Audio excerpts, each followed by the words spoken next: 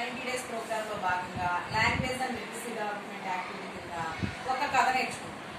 ఓకేనా? కథ పేరు నేను చెప్పను, కథ చెప్తాను. ఆ కథ విన్న తర్వాత కథకి పేరు మీరే పెట్టాలి. ఓకేనా? కథ చెప్పేటప్పుడు చాలా జాగ్రత్తగా వినాలి, ఎందుకంటే నేను మధ్య మధ్యలో క్వశ్చన్స్ అడుగుతాను.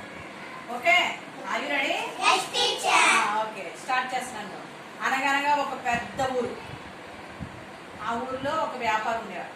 ఆ వ్యాపారం ఏమమ్మేవాడంటే టోపీలు అమ్ముకునేవాడు. ఏమమ్ముకునేవాడు? టోపీలు అమ్ముకునేవాడు. అతను రోజు గంపలో టోపీలు పెట్టుకుని ఊరంతా తిరిగి ఆ టోపీలు అమ్ముకుని ఆ వచ్చిన డబ్బులతో తనకు కావాల్సిన కొనుక్కుని తినేవాడు. సరే, ఒక రోజు నా పొద్దున్నే లేచి తను చక్కగా కావాల్సిన అన్ని టోపీలు అన్ని గంపలో పెట్టేసుకుని గంప అంటూ పెట్టుకుని టోపీలమ్మ టోపీలు అంటూ ఏమని వస్తాడు? టోపీలు అమ్ముకునేద్దాం అని నెత్తిన పెట్టుకుని ఊరంతా తిరిగాడు. మధ్యాహ్నం అయింది.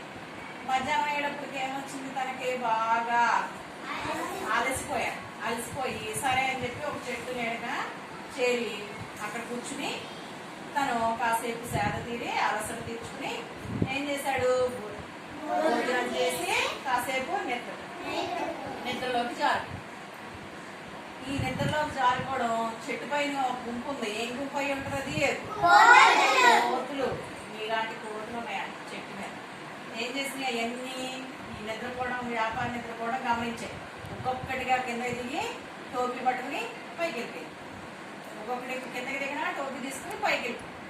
తర్వాత కాసేపటికి వ్యాపారికి మెలకు వచ్చి చూశాడు. గంపలో టోపీలన్నీ అయిపోయింది.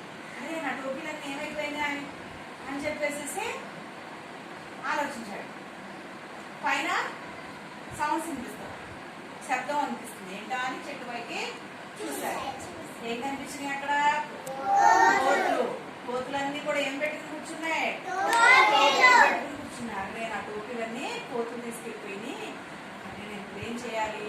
సరే, నా టోపీ నాకు ఇచ్చేయండి అని చెప్పేసి అడిగాడు. కానీ ఇస్తాయా? ఇప్పుడు నేనేం చేయాలా అని ఆలోచించాడు. తనకు ఒక ఆలోచన వచ్చింది. మీరు ఎప్పుడైనా గమనించారా? మీ ఇంటి దగ్గర ఎప్పుడైనా కోతులు కనిపించినప్పుడు మనం ఏం చేస్తే కోతి మళ్ళీ తిరిగే అదే చేస్తుంది. మనం ఇట్లా అన్నాం అనుకో, అది కూడా ఏమంటది? అంటది. మనం వెళ్ళి అన్నాం అనుకో, అది కూడా ఎత్తిరేస్తుంది. అది గుర్తొచ్చింది. మనం ఏం చేస్తే కోతి అది చేస్తుంది. కాబట్టి ఏం చేశాడు? తను కూడా గంపలో ఉన్న ఒక టోపీని తీసుకుని తక్కువని ఇలా పెట్టుకున్నాడు. కోతులన్నీ కూడా ఏం చేసినాయి? టోపీని పెట్టుకున్నాడు. టోపీ తీసాడు, మళ్ళీ ఇట్లా తిప్పాడు. కోతులు కూడా ఇలా తిప్పేసేసి ఏం చేశాడు? వ్యాపారి ఇలా విసిరాడు. అవి కూడా ఏం చేసినాయి? తను నెత్తి మీద ఉన్న టోపీలన్నీ కిందకి విసిరేసి వ్యాపారి గంగబా ఆ టోపీలన్నీ తీసుకుని తన గంపలో వేసేసుకుని అక్కడి నుంచి అమ్మయ్య నా టోపీలు నాకు వచ్చేసినాయి అని చెప్పి బతుకు జీవుడా అంటే అక్కడి నుంచి వెళ్ళిపోయాడు. అవునా?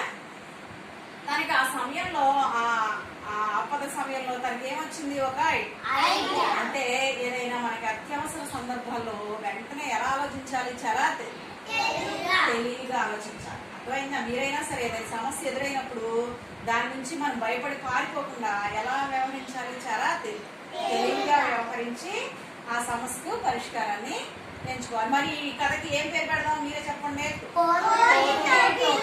కోతి ఎవరు చెప్పారు? ఇప్పుడు నిత్య చెప్పిందా? శశి చెప్పిందా?